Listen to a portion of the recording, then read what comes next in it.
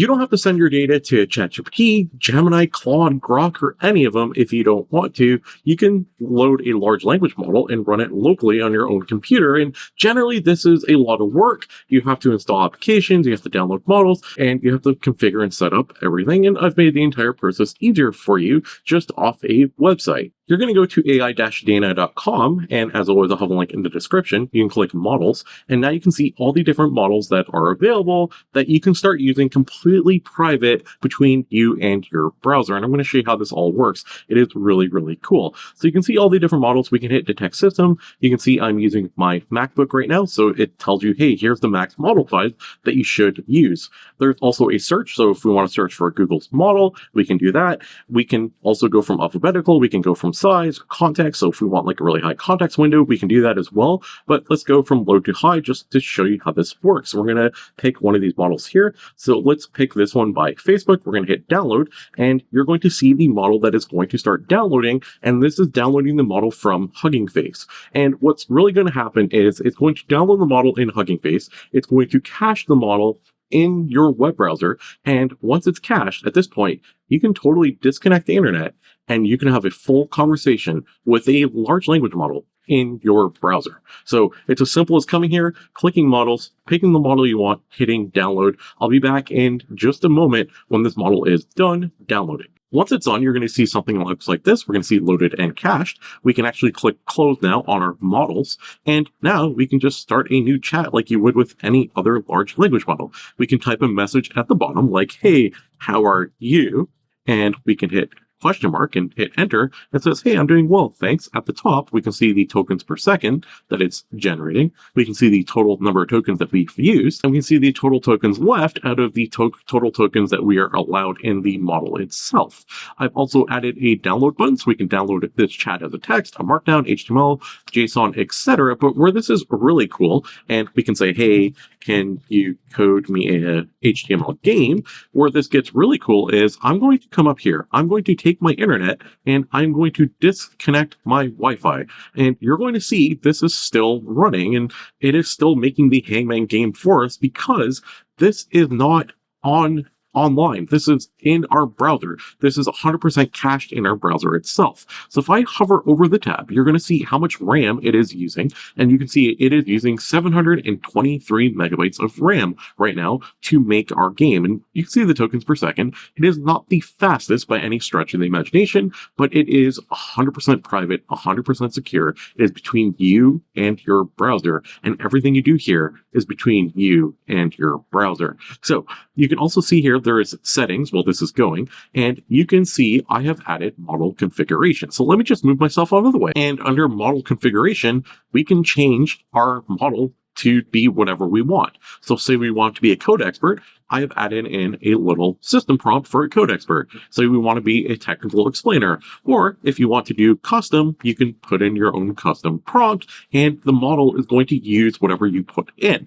We can also, let me just put it back for a second. We can also change the model parameter. So if you're a power user, you can adjust the temperature. If you want to know what it means, I've added some little info question marks and you can see exactly what it is.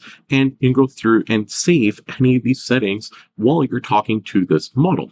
You're going to see here as well, there's this little code button that popped up. And the reason why that popped up is because the system recognized that you're doing code. So I've added a little code canvas. The preview is like this, and you can see what it looks like. So it's, again, running an entire preview in your browser. And apparently this code is a little bit wonky, but you can see what it looks like. You can also quickly copy the code and you can paste it over. Again, 100% in your browser. I am offline right now as we're doing this. Write a 200-word story on why it's important to subscribe to Franklin. And again, you can see it just working completely offline. We can see our chats on the left and you can see all the little chats that we have going on.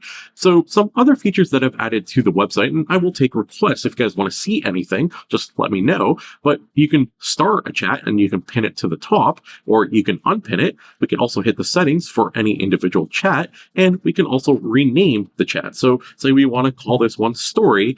our chat is now saved as story.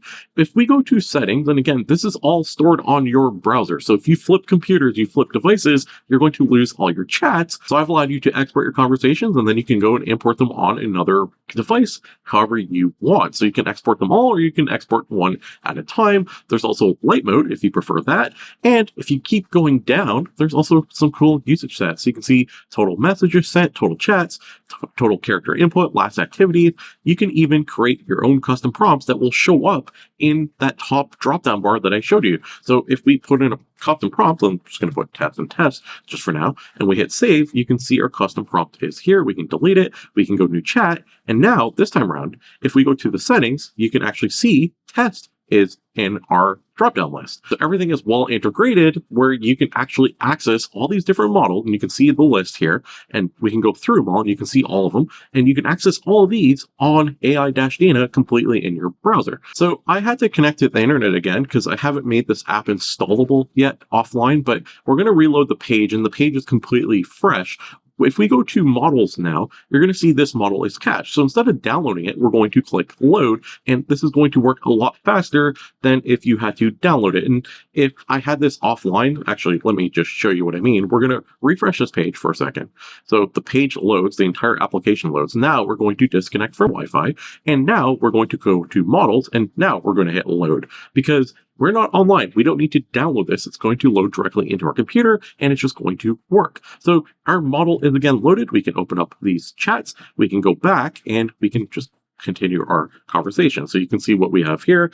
That was good, and we can see it respond, and you can see the time of its response, and you can see it type out. We can also click the little pen here. Instead of that was good, we can put that was great, and then we can hit submit, and it's going to regenerate a response. Obviously there was an error here, but it can regenerate a response. We can also click here, which is going to fork the conversation into a new conversation, and it's going to fork it at this point in time, so we can actually continue the conversation right from here. So that is another option. As you can see, AI-Dana does a lot of different things, and it all works locally on your own device. So you can talk to models offline, and there's a lot of different models you can just quickly access and use, but then also you can fork the conversation or edit part of the conversation. It has the built-in canvas for code that it detects it, and you can download different parts, and you can export your data, and all the data is 100% yours. It is all completely private, but there is more. We can also search the chat, so we can type apartment, and you can see all the different things that come up with apartment. Because this is a forked conversation, it will have it in both.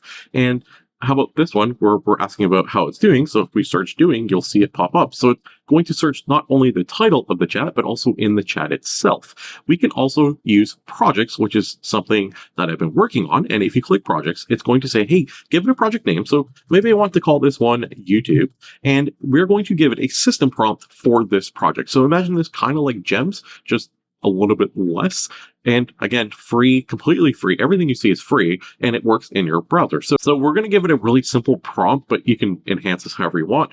I want you to take my script and give me some YouTube title suggestions. So we can hit create, and you're going to see our project here. We can always go back and edit it, or we can delete our project. And when we click close, you're going to see projects here. It is an actual folder, and we can click the projects, and we can see the chats within the project, or we can just quickly hit the plus hat with this project, and this project is all automatically going to submit the system prompt we added. You can see it is now providing me titles for this video based off the little prompt that I gave it, based off the project that we have here called YouTube with our system prompt that we can save, modify, delete, whatever we want to do. Also, they're all stored in this little folder now. So if we add another prompt here, I'm just going to put in gibberish just to speed this along, but you can actually see they're both stored in this folder now as a project. So that was just my quick take on projects. There's some other small little tweaks and things that I've added on the website just to make your large language model experience better,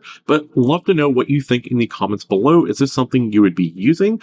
Is there any features you want to see added to the entire AI Dana experience. Love to know what you think. As always, drop a comment down below. If you guys like AI, don't forget to subscribe. I cover AI on a daily basis, and I'm going to give you a sneak peek. The AI-Dana.com website right now that has this entire large language model offline experience is going to get upgraded with another really cool thing, another really cool project that I've been working on, and it's going to be on there in the near-ish future, so you can have some fun. So you can use these large language models, and then there's also this other thing that I'm working on that I hope to have a video on in the near-ish future. So if you want to see that and you want to see more, again, subscribe. Thanks for watching. I'll see you tomorrow with another AI video. AI tools, AI news, AI prompts you can use. It's all for free. Just come and see at FranklinAI.com where you're meant to be.